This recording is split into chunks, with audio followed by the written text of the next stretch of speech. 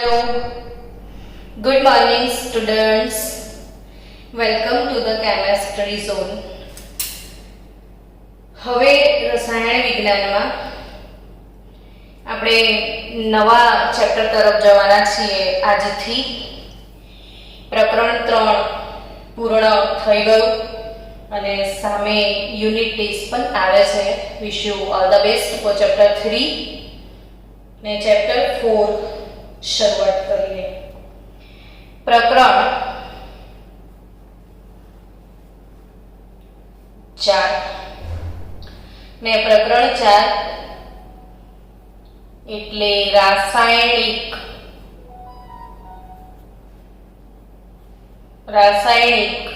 ગતિકી. રાસાયણિક ગતિકી કેવું અજીબ નામ છે ને. Chemical kinetics.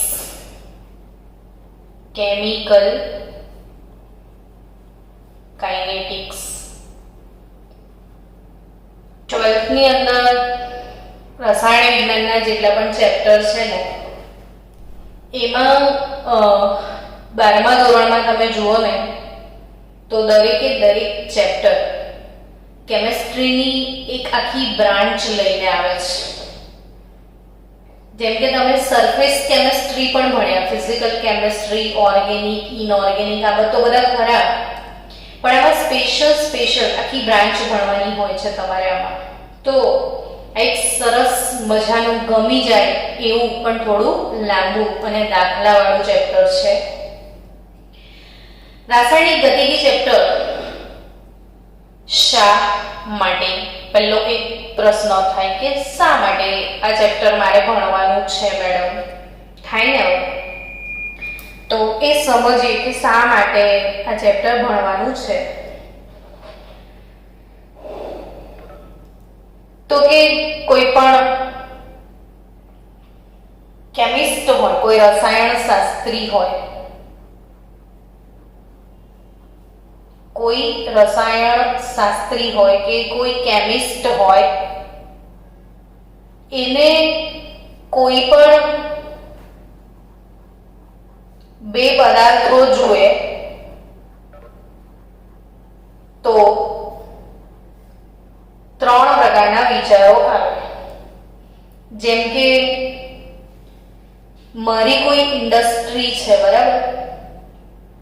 ચલો, એમોનિયા બનાવવાની ઇન્ડસ્ટ્રી છે મારી પોતાની, તો ઓબ્વિયસલી મને એવો વિચાર આવે કે હું નાઇટ્રોજન ને હાઇડ્રોજન લઈ લઉં તો એમોનિયા બનશે, યા બીજા કોઈ પણ બે પદાર્થો લઈ લઉં જેમાં નાઇટ્રોજન હાઇડ્રોજન આવતા હોય તો આ બંનેને ભેગા કરી દઉં તો એમોનિયા બનશે. આવા વિચારો આવે.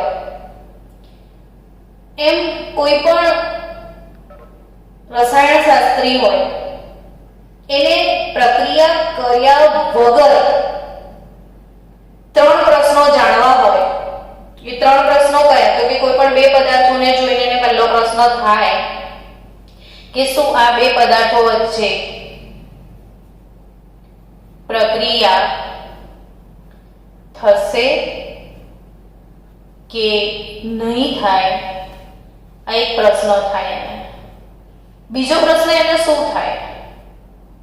તો કે જો પ્રક્રિયા થશે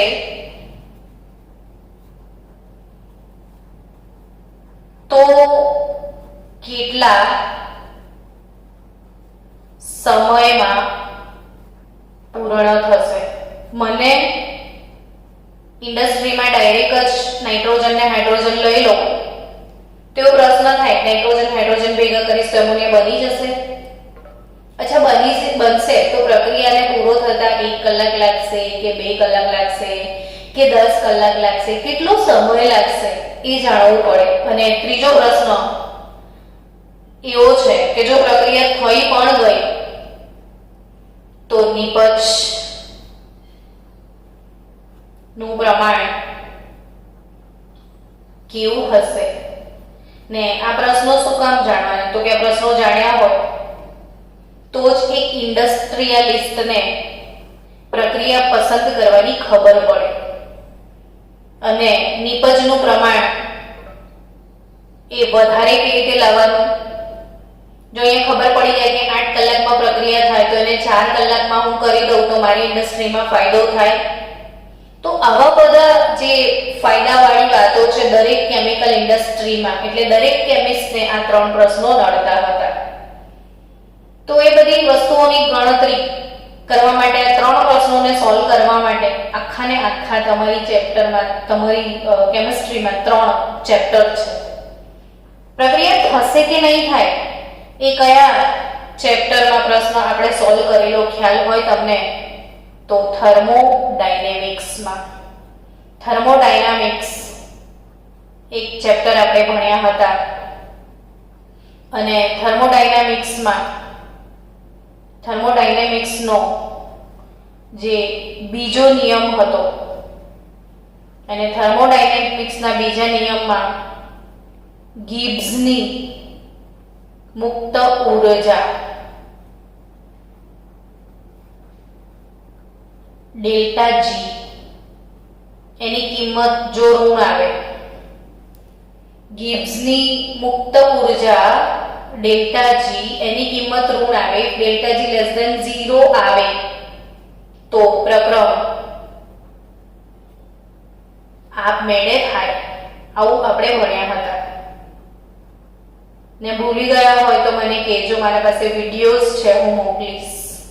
ને ફરીથી ભણવું હોય થર્મોડાયનામિક્સ તો 11મા ધોરણમાં ચાલુ થશે, એમાં બી તમે ભણી શકશો. બહુ બધી ફેસિલિટી છે અત્યારે તમારી જોડે. તો ગિબ્સની મુક્ત ઉર્જા ડેલ્ટા જી એનું મૂલ્ય ઋણ હોય તો પ્રક્રમ આપમેળે થાય, ખબર પડી જાય. બીજું કઈ છે એવું તો કે હા, એન્ટ્રોપી.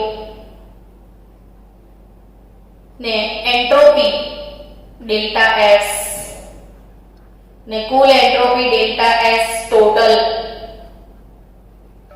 ગ્રેટર ધેન 0 હોય, વિશ્વની કુલ એન્ટ્રોપી વધે ને પ્રણાલીની મુક્ત ઉર્જા હંમેશા ઘટે, એટલે ડેલ્ટા જી ની કિંમત ઋણ આવી જોઈએ તો પ્રક્રમ આપમેળે થાય છે એવું કહેવાય. ને એન્ટ્રોપીની કિંમત હંમેશા ધન આવી જોઈએ તો પ્રક્રમ આપમેળે થાય. ટૂંકમાં આ પ્રશ્ન સોલ્વ થઈ ગયો વૈજ્ઞાનિકોનો. એટલે થર્મોડાયનામિક્સ ચેપ્ટરની અંદર આ પહેલા પ્રશ્નનું સોલ્યુશન મળી ગયું કે ભાઈ મુક્ત ઉર્જા અને એન્ટ્રોપીની મદદથી પ્રક્રિયાની સ્વયંભૂતા નક્કી થઈ શકે છે. તો પછી બીજો પ્રશ્ન થાય, પ્રક્રિયા થશે તો કેટલા સમયમાં પૂર્ણ થશે, નિપજનું પ્રમાણ કેવું હશે? તો નિપજનું પ્રમાણ જાણવા માટે તમારી પાસે હજી એક ચેપ્ટર છે સંતુલન.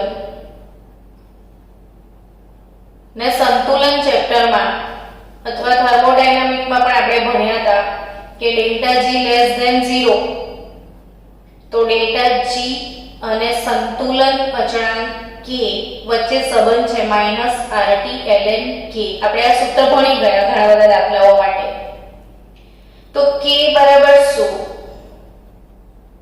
તો delta G over RT ln k બરાબર ને k બરાબર ln ને હટાવો તો e raise to delta G by RT.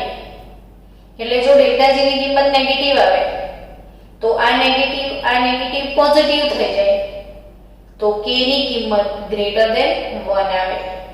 એટલે જો ડેલ્ટા જી લેસ ધેન 0 હોય ને સંતુલન અચળાંક k નું મૂલ્ય ગ્રેટર ધેન 1 હોય, તમે જાણો છો કે સંતુલન અચળાંક k એટલે શું? તો કે નિપજોની સાંદ્રતા છેદમાં પ્રક્રિયકોની સાંદ્રતા. અને આની કિંમત ગ્રેટર ધેન 1 હોય તો ઓબ્વિયસલી નિપજ ગ્રેટર ધેન પ્રક્રિયક થયું કે નહીં? એટલે પ્રક્રિયક કરતા શું વધારે છે? નિપજ. આ નિપજ ગ્રેટર ધેન પ્રક્રિયક થશે. નિપજની સાંદ્રતા ઊંચી હોય, વધારે હોય તો ઓબ્વિયસલી સાબિત થઈ જશે નિપજની સાંદ્રતા વધારે હોય તો k ની કિંમત પરથી આઈડિયા આવી જશે કે નિપજનું પ્રમાણ કેવું. તો k ગણી નાખીએ, k ની કિંમત ગ્રેટર ધેન 1 આવે તો ઓબ્વિયસલી નિપજનું પ્રમાણ વધારે હશે. એટલે નિપજનું પ્રમાણ જાણવા માટે બીજું ચેપ્ટર મદદ કરી ગયું. એક ચેપ્ટર હતું થર્મોડાયનામિક, જેમાં આ પ્રશ્નનો હલ થયો. બીજું ચેપ્ટર હતું સંતુલન, એમાં નિપજના પ્રમાણ અંગેનો હલ થયો. પણ ત્રીજો પ્રશ્ન હજી પણ અકબંધ રહ્યો કે પ્રક્રિયા થશે ને તો એ કેટલા સમયમાં પૂર્ણ થશે. એટલે પ્રક્રિયા પૂર્ણ થવાનો સમય કઈ રીતે જાણી શકાય, તો એના માટે હવે નવું ચેપ્ટર રાસાયણિક ગતિકી એના અભ્યાસની જરૂરત પડી. તો આ પ્રક્રિયા કેટલા સમયમાં પૂર્ણ થશે એ આ ચેપ્ટરની મદદથી જાણી શકાય. અને આ 3 ચેપ્ટર 3 પ્રશ્નો, તો આ 3 પ્રશ્નો સોલ્વ થયા એટલે આપણી જેટલા પણ ઔદ્યોગિક એકમો છે, ઇન્ડસ્ટ્રીઓ છે, એ ધમધમી રહી છે, કારણ કે ઘણું બધું રાસાયણિક પ્રક્રિયાઓ વિશે નોલેજ મળી ગયું. તો હવે આપણે શરૂ કરીએ કે કોઈ પણ રાસાયણિક પ્રક્રિયાનો સમય કેવી રીતે જાણી શકાય.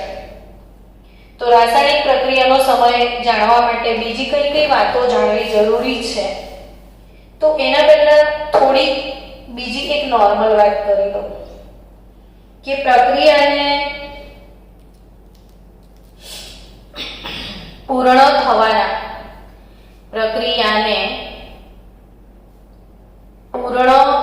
થવા માટે લાગતા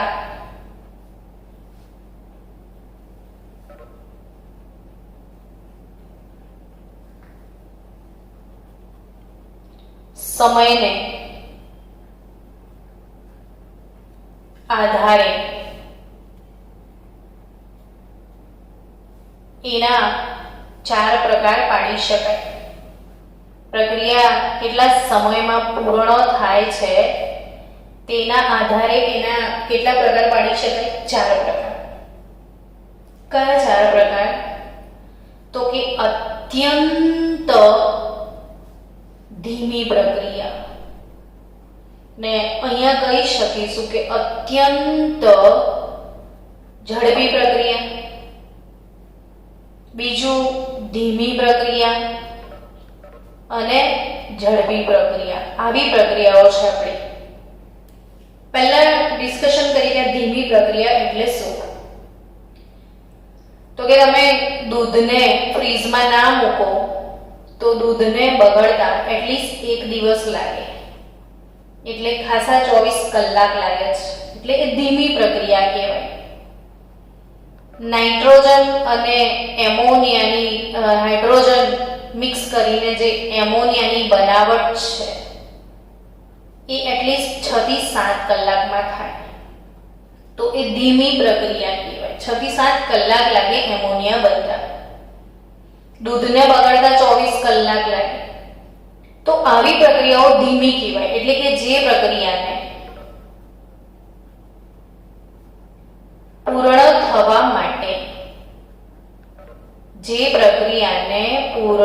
થવા માટે સમય લાગે એ ધીમી પ્રક્રિયા કહેવાય. તો પછી ઝડપી પ્રક્રિયા કઈ? તો કે જે પ્રક્રિયા બહુ ઝડપથી પૂર્ણ થઈ જાય, જેમ કે ફટાકડો ફૂટે તો એ ઝડપી પ્રક્રિયા કહેવાય. ફટાકડાનું ફૂટવું.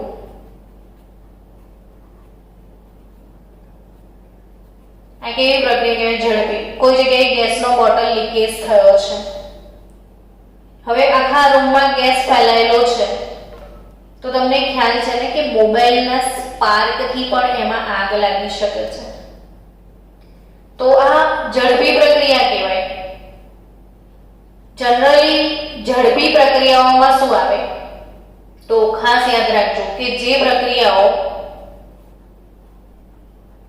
આયનો વચ્ચે થાય, જે પ્રક્રિયાઓ શેની વચ્ચે થાય? આયનો વચ્ચે. આયનો વચ્ચે એટલે ધનાયન અને ઋણાયન વચ્ચેની પ્રક્રિયા કઈ? તો કે એસિડ પ્લસ બેઝ.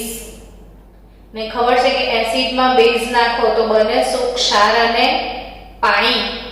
ને આ પ્રક્રિયાને કઈ પ્રક્રિયાઓ કહેવાય? તટસ્થીકરણની પ્રક્રિયાઓ. તો તમે લેબમાં ગયા હશો ને બાળકો 11મા ધોરણમાં, ત્યારે તમે તટસ્થીકરણના પ્રયોગ કર્યા હશે. એક ફ્લાસ્કમાં આપણે બેઝ લઈએ અને એમાં ફિનોલ્ફથેલિનનું ટીપું નાખેલું હતું ને તમે બ્યુરેટમાંથી એસિડના ટીપા નાખતા હતા ને જેવું એસિડનું ટીપું અંદર પડે ને ગુલાબી રંગ આવતો હતો. પડે પહેલા તો ગુલાબી દેખાવા માટે તમે પડે ને ફટ લઈને ગુલાબી, ટીપું પડે ને ફટ લઈને ગુલાબી રંગ આવી જાય. વિચારો, અમેઝિંગ. તો આ જે ટીપું પડવાના કારણે તરત જે ગુલાબી રંગ આવી જતો હતો એ પ્રક્રિયા તટસ્થીકરણની હતી ને લગભગ 10⁻⁹ સેકન્ડ એટલે 1 નેનો સેકન્ડમાં આ પ્રક્રિયા પતી જાય છે. કારણ કે એસિડ એટલે શું? તો કે HCl, તો H+ Cl- બેઝ લઈએ તો Na+OH-, તો આમાં Na અને Cl, H+ ને OH, આ ક્ષાર ને આ પાણી બને. પ્રક્રિયા કોના વચ્ચે? કઈ આયનો વચ્ચે. મેં જ સમજાવ્યું તમને કે જ્યારે આયનો હોય તો એ પ્રક્રિયા ઝડપી પ્રક્રિયા કહેવાય. તો આ ઝડપી પ્રક્રિયા એ આયનો વચ્ચે થતી પ્રક્રિયાને એ બોર્ડની અંદર પ્રશ્ન આવેલો છે એટલે મેં આના પર થોડોક ભાર આપ્યો. તો આ જે તટસ્થીકરણની પ્રક્રિયા છે, એસિડ ને બેઝ કે આયનિક સિસ્ટમ વચ્ચે જે પ્રક્રિયા થાય એવી ઝડપી પ્રક્રિયાઓ કહેવાય.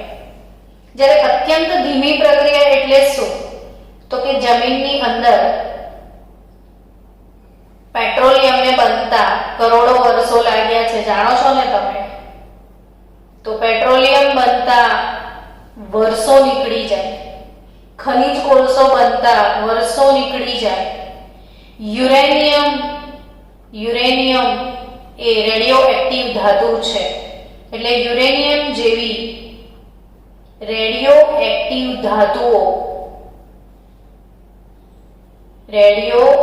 ધાતુનો ક્ષય. તમે સમજો કે રેડિયો એક્ટિવ એટલે શું? તો કે જે ધાતુમાંથી આલ્ફા, બીટા, ગેમા આવા વિકિરણો નીકળે. હવે ધાતુમાંથી વિકિરણો હોય તે બહાર નીકળી જાય તો ધાતુનો ધીરે ધીરે શું થાય? ક્ષય, ખાલી થઈ જાય ને ધાતુ, એટલે એનો નાશ થઈ જાય. પણ આવો નાશ થતા 4, 5, 10,000 વર્ષ લાગે. એટલે આ પ્રક્રિયાઓ કેવી કહેવાય? અત્યંત ધીમી. એટલે રેડિયો એક્ટિવ ક્ષય જે છે એ ધીમી પ્રક્રિયા. જમીનમાં પેટ્રોલિયમને બનતા વર્ષો લાગે, કરોડો વર્ષો, આ ધીમી પ્રક્રિયા. દૂધને બગડતા 1 દિવસ, આ અત્યંત ધીમી પ્રક્રિયા. સોરી, દૂધને બગડતા 1 દિવસ લાગે, આ ધીમી રાસાયણિક પ્રક્રિયા. નાઇટ્રોજન, હાઇડ્રોજન 6 થી 7 કલાક લાગે, આ ધીમી રાસાયણિક પ્રક્રિયા. ને ફટાકડા ફૂટે છે, આપણે પેટ્રોલ પંપ પર જઈએ ને, પેટ્રોલ પંપ પર ને ત્યાં એવું કહેવામાં આવે છે કે મોબાઈલ બંધ રાખો. કેમ? તો મોબાઈલના જે રેડિયેશન છે તેનાથી બી આગ લાગે છે. તો એ કેવી પ્રક્રિયામાં આવે? અત્યંત ઝડપી પ્રક્રિયા. ગેસના બ્લાસ્ટ થાય, હમણાં તમે લેબનોનમાં જોયું તો મોટા બ્લાસ્ટ થઈ જાય ને ક્ષણમાં થઈ જાય. રેડિયેશનથી, આગ વગર રેડિયેશનથી પણ આગ લાગે તો એ કેવી પ્રક્રિયાઓ કહેવાય? અત્યંત ઝડપી. એટલે પ્રક્રિયાને પૂર્ણ થવા માટે લાગતા સમયને આધારે પ્રક્રિયાના 4 પ્રકાર પડે છે. અત્યંત ધીમી પ્રક્રિયા, તો એ કઈ પ્રક્રિયાઓ હોઈ શકે એ ધ્યાન આપજો. ધીમી, જેને એટલીસ્ટ 1 દિવસ 2 દિવસ લાગે. ઝડપી, આયનો વચ્ચે થતી પ્રક્રિયા કે જે 1 નેનો સેકન્ડમાં થઈ જતી હોય છે. અને અત્યંત ઝડપી એટલે જેમ કે ગેસનું ફૂટવું છે, આવા બધા જે ઘટનાઓ છે તો એ અત્યંત ઝડપીમાં આવશે. તો આવી પ્રક્રિયાઓ કે જે બહુ જ થોડા ક્ષણિક સમયમાં થઈ જતી હોય તો આ બધી પ્રક્રિયાઓ માટે નિપજ વિશે શું કહી શકાય? તો બીજી એક વસ્તુ મારે શીખવાડવી છે નિપજોના જથ્થા વિશે. કે કોઈ રાસાયણિક પ્રક્રિયા હોય એટલે પ્રક્રિયક, એમાંથી શું મળે? બોલો.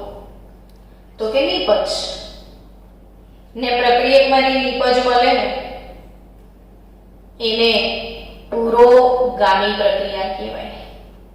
બરાબર ને પુરોગામી માટે યાદ રાખજો થોડું કે પુરોગામી એટલે ફોરવર્ડ રિએક્શન. અને નિપજમાંથી પ્રક્રિયક મળે ને એ કઈ પ્રક્રિયા કહેવાય? પ્રતિગામી. ને પ્રતિગામી માટે ઇંગ્લિશ શબ્દ શું છે? Reverse reaction. એટલે જો પુરોગામીનો વેગ એટલે વેલોસિટી, પ્રતિગામીનો વેગ vr, ફોરવર્ડ એટલે પુરોગામી, રિવર્સ એટલે પ્રતિગામી, પુરોગામીનો વેગ vf ને પ્રતિગામીનો વેગ vr. તો બાળકો અહીંયા એક અગત્યની વાત યાદ રાખજો કે જો vf ગ્રેટર ધેન vr હોય એટલે કે પુરોગામી પ્રક્રિયા ઝડપથી થાય છે ને પ્રતિગામી પ્રક્રિયા ધીરે ધીરે થાય તો નીપજ વધારે મળશે. એટલે તો નીપજનું પ્રમાણ વધુ હશે. પણ જો vf લેસ ધેન vr એટલે આ ફોરવર્ડ રિએક્શનનો વેગ ઓછો છે ને આ વધારે ઝડપથી થાય તો આ બાજુની સાંદ્રતા વધારે હશે, ઓછી હશે. તો તમે શું કહી શકશો? નીપજનું પ્રમાણ ઓછું હશે, આવું કહી શકો ને તમે. અને ત્રીજું કે ભાઈ vf અને vr પુરોગામી અને પ્રતિગામી બંનેનો વેગ સમાન હોય તો નીપજ ને પ્રક્રિયકનું પ્રમાણ સંતુલનમાં હશે. કેવું હશે બંનેનું? નીપજ અને પ્રક્રિયક એનું પ્રમાણ કેવું હશે? સંતુલનમાં. સાંદ્રતામાં વધારો પણ નહીં થાય ને ઘટાડો બી નહીં થાય, એકનું એક ચાલ્યા કરશે. તો આ એક અગત્યની વાત છે કે નીપજોના પ્રમાણ વિશે vf અને પ્રક્રિયાને પૂર્ણ થવા માટે લાગતા સમયને આધારે પ્રક્રિયાના પ્રકાર. હવે આ બધું જાણવાથી શું ફાયદો થાય? તો 2-5 મિનિટ એક વાત કહી દઉં કે ભાઈ તમને ખબર છે કે દૂધને બગડતા વધારે સમય લાગે છે ને વધુ તાપમાન હોય તો દૂધ બગડી જાય. તમને આટલી ખબર પડી. તો બીજી એક ખબર પડી જો તાપમાન ઘટે તો રાસાયણિક પ્રક્રિયાનો વેગ ઘટે છે તો જલ્દી દૂધ ના બગડે. તો તમે દૂધને રેફ્રિજરેટરમાં મૂકતા શીખી ગયા ને.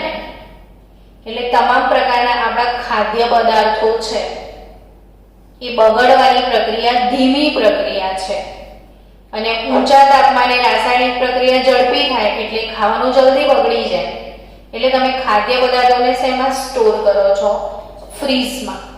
એટલે તાપમાન ઘટાડી દીધું, રાસાયણિક પ્રક્રિયાનો વેગ તમે ઘટાડી દીધો ને પરિણામે આ ખાદ્ય પદાર્થો જલ્દી બગડતા અટકાવી શક્યા.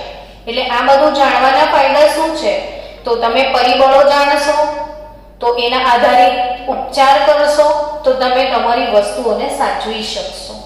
અથવા તમે ઇન્ડસ્ટ્રીયલિસ્ટ છો તો ઓછા સમયમાં વધુ ઉત્પાદન કેવી રીતે મળે એના પર ધ્યાન આપી શકો છો. એટલે હવે આ એક ચેપ્ટરનું જે પ્રસ્તાવના કહેવાય એમાં જે વસ્તુ જાણવાની હતી, ઇમ્પોર્ટન્ટ હતી એ આપણે સમજ્યા. આગળ વધીએ. ચલો હવે આપણે ટેક્સ્ટબુક એમાં ટોપિક 4.1 શરૂ કરવા જઈ રહ્યા છીએ ને 4.1 નંબરનો જે ટોપિક છે એ શું છે? તો કે રાસાયણિક પ્રક્રિયાનો વેગ. તો અહીંયા હું શરૂ કરું છું કે એવી રાસાયણિક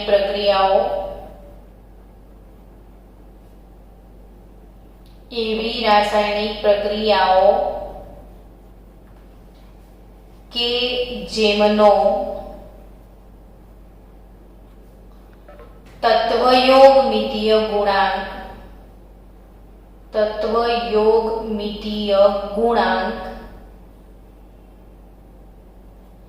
1 હોય તેવી પ્રક્રિયાનો વેગ.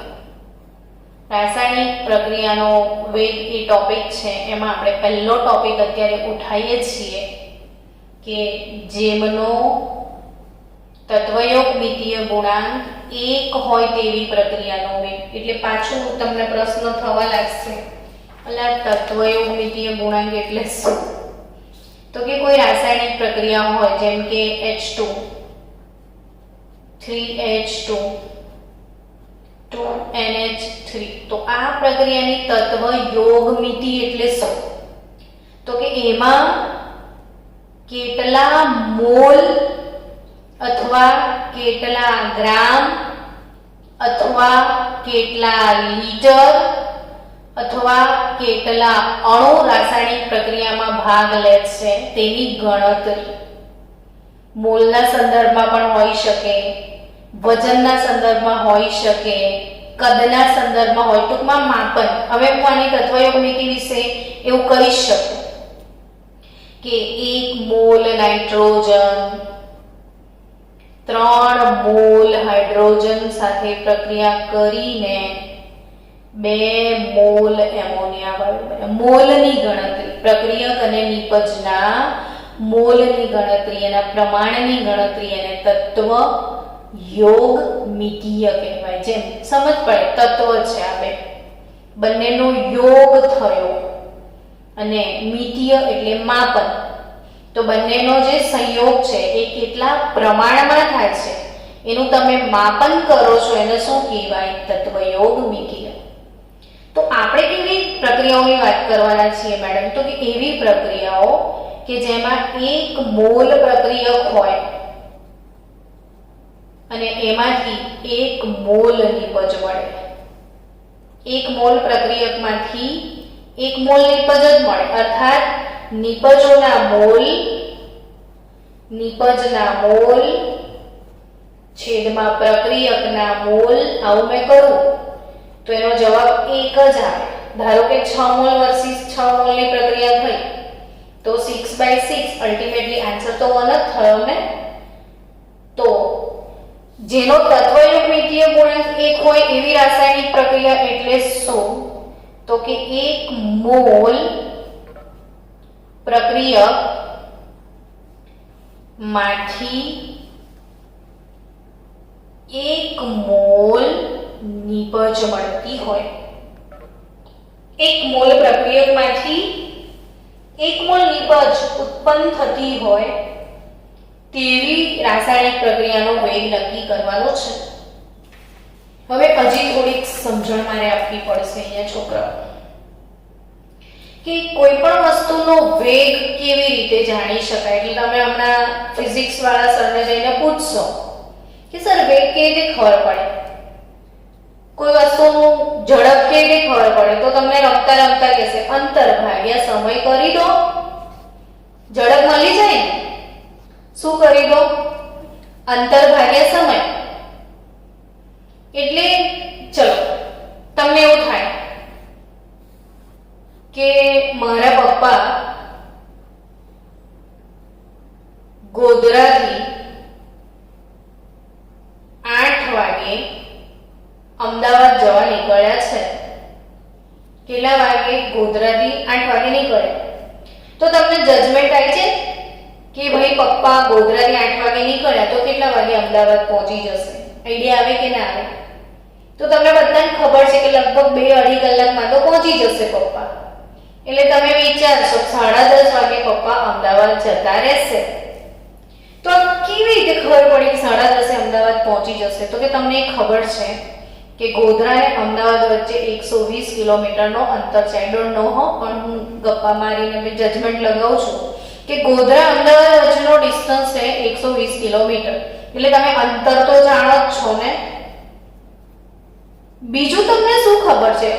તો કે તમને ઝડપ ખબર છે. તમારા પપ્પા કાર ચલાવે છે તો 80 ની સ્પીડે જાય છે, આવી તમને ખબર છે. તો 80 ની સ્પીડ એટલે 80 કિલોમીટર પ્રતિ કલાક ને આ કિલોમીટર તમને ખબર છે. કિલોમીટર કટ એટલે 120 ભાગ્યા 80 કરશો તો 1.5 કલાક નો સમય તમને લાગશે, એવી ખબર પડી ગઈ. એટલે અલ્ટિમેટલી કોઈ પણ વાહનનો વેગ તમારે જાણવો છે તો અંતર, એને કાપેલું અંતર છેદમાં તે માટે લાગતો સમય, એટલે વેગ મળી જાય. એટલે તમે પાછા મને ક્રોસ ક્વેશ્ચન કરશો, મેડમ રાસાયણિક પ્રક્રિયા એ થોડી અંતર કાપે છે, રાસાયણિક પ્રક્રિયા થોડી હમણાં ચાલુ કરીએ તો ગોધરાથી અમદાવાદ જાય તો કે ના જાય? તો સારું, મારે તમને એક પ્રશ્ન પૂછવો છે કે એક બહુ જ મોટો પાડો છે જેનું વજન 100 કિલો છે. આન્સર આપજો, પઝલ સાંભળજો બધા. કે એક બહુ મોટો પાડો છે, 100 કિલોનો પાડો છે અને એ એક બ્રિજ ક્રોસ કરવાનો છે. હવે એ બ્રિજ જે કેવો છે કે એ એક્ઝેક્ટ 100 કિલો વજન સહન કરી શકશે. 100 થી જરાક બી વધી જશે કિલો, 1.5 કિલો તો બ્રિજ તૂટી જશે. ડન. હવે જે પાડો છે એ પેલા બ્રિજ પરથી પસાર થાય છે. 100 કિલોનો પાડો છે, બ્રિજની કેપેસિટી 100 કિલો છે, એક્ઝેક્ટ 100 કિલોનો પાડો બરાબર બ્રિજના વચ્ચે જાય છે ને 1 કિલોનો પોદળો કરે છે. બોલો, બ્રિજ તૂટી જશે ને? નહીં તૂટે. કેમ? એનો જતો એટલે તો કે જેટલું એને બહાર કાઢ્યું એટલું એને અંદરથી ઓછું થયું હશે ને. તો એક્ઝેક્ટલી સેમ કે કોઈ પણ રાસાયણિક પ્રક્રિયામાં, હવે આ પ્રક્રિયા તમે ભેગા કર્યા, નીપજ બનવા લાગશે. કોઈ પણ રાસાયણિક પ્રક્રિયામાંથી શું બનવા લાગશે? નીપજ. તો આ બાજુ સાંદ્રતા ઘટશે ને આ બાજુ સાંદ્રતા વધશે. આપણે અભિજીતને કોઈ એક રૂમમાં પૂરી દઈએ ને પછી એને એક રૂમમાં 100 એપલ આપીએ કે તું બેઠો બેઠો ખા. સાંજે તમે ચેક કરશો ને તો ધીરે ધીરે એપલની સાંદ્રતા ઘટતી જશે ને પણ અભિજીતના પેટમાં વજન વધતું જશે ને. એટલે એક વસ્તુ ઘટશે તો સામે એક વસ્તુ વધશે. પ્રક્રિયા ઘટશે ત્યારે શું વધશે? નીપજ. ઓબ્વિયસ વાત છે ને બાળકો કે રાસાયણિક પ્રક્રિયામાં અંતર નથી કપાતું પણ કંઈક એવું છે જે સતત વધે છે અથવા સતત ઘટે છે. ઘટે શું? તો કે પ્રક્રિયા. વધે શું? તો કે નીપજ. તમે રાસાયણિક પ્રક્રિયા માટે સમય વિરુદ્ધ સાંદ્રતા, સમય વિરુદ્ધ સાંદ્રતાનો આલેખ દોરશો. સમય વિરુદ્ધ શેનો? સાંદ્રતાનો આલેખ દોરશો તો શું સીન થશે એ સમજાવો. તો કે સમય સાથે પ્રક્રિયા, ધારો કે સાંદ્રતા હમણાં 100 કિલો લીધો છે તો એ ધીરે ધીરે ઘટતો જશે. એપલ 100 છે ને જેમ જેમ અભિજીત એપલ ખાશે એમ એમ સમય સાથે એપલની સાંદ્રતા ઘટે પણ જે 0 હતું એ ધીરે ધીરે વધતું જશે.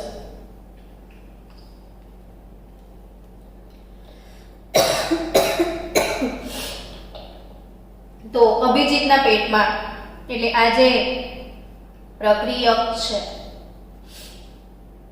એને ઇંગ્લિશમાં રિએક્ટન્ટ કહેવાય. ખાસ યાદ રાખજો, પ્રક્રિયકને રિએક્ટન્ટ કહેવાય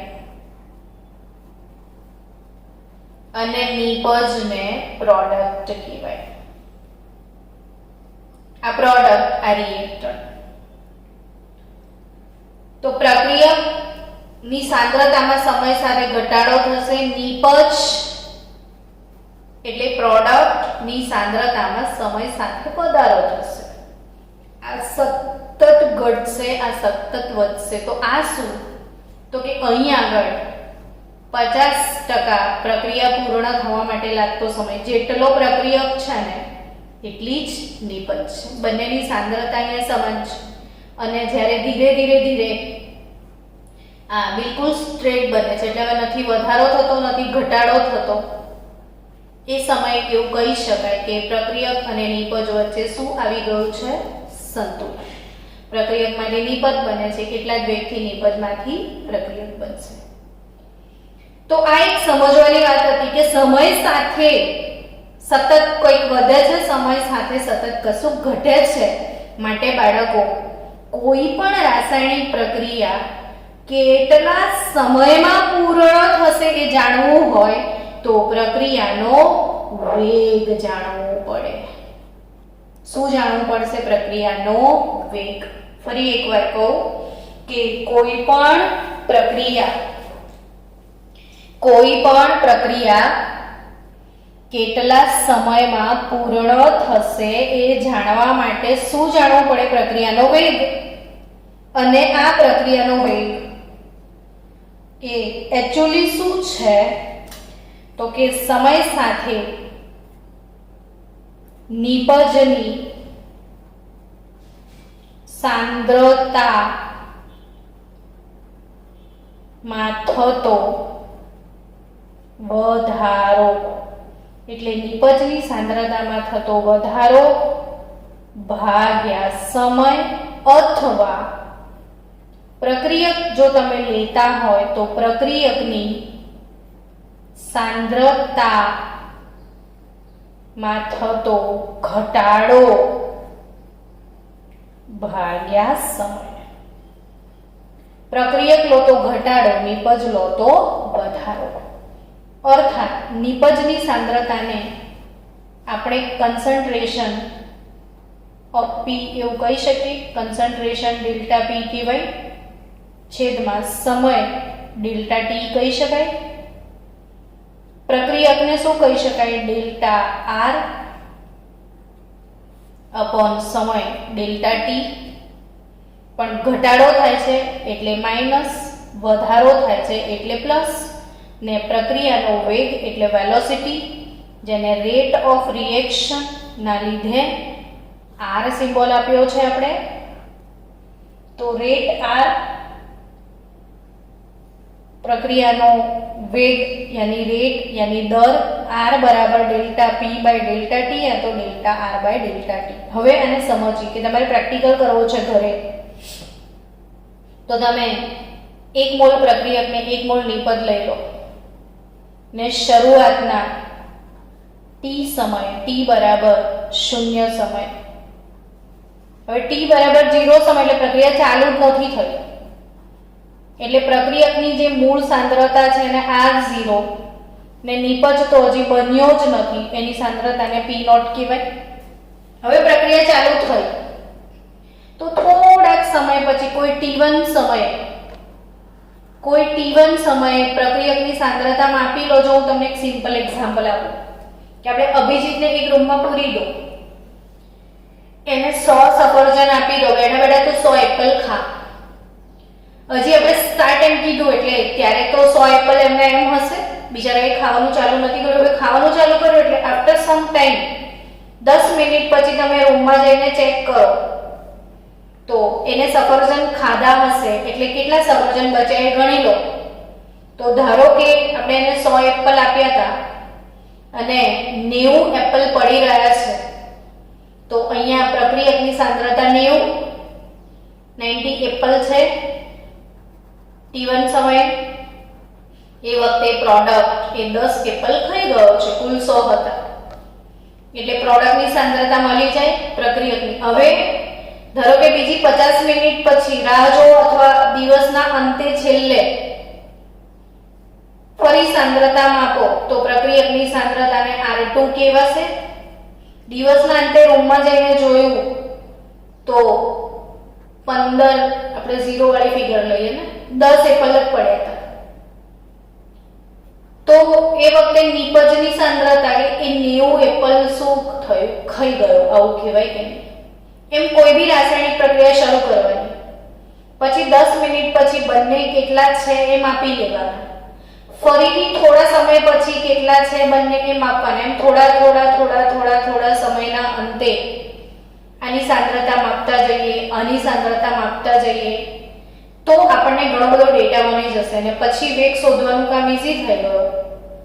R2 - R1 કરી દો. અહીંયા P2 માઇનસ p1 કરી લો. સમય 10 મિનિટ હતી, પછી આ 80 મિનિટ, 90 મિનિટ કે 100 મિનિટ લઈ લો તો t2 માઇનસ t1 પણ મળી ગયો. તો r2 minus r1 upon t2 minus t1, અહીંયા p2 minus p1 upon t2 minus t1. તો r2 minus r1 upon t2 minus t1, p2 minus p1 upon t2 minus t1. તો તમારે જે જોઈએ છે એ સમીકરણ મળી ગયું. તો રેટ r બરાબર શું? તો કે delta p upon delta t અથવા delta r by delta t.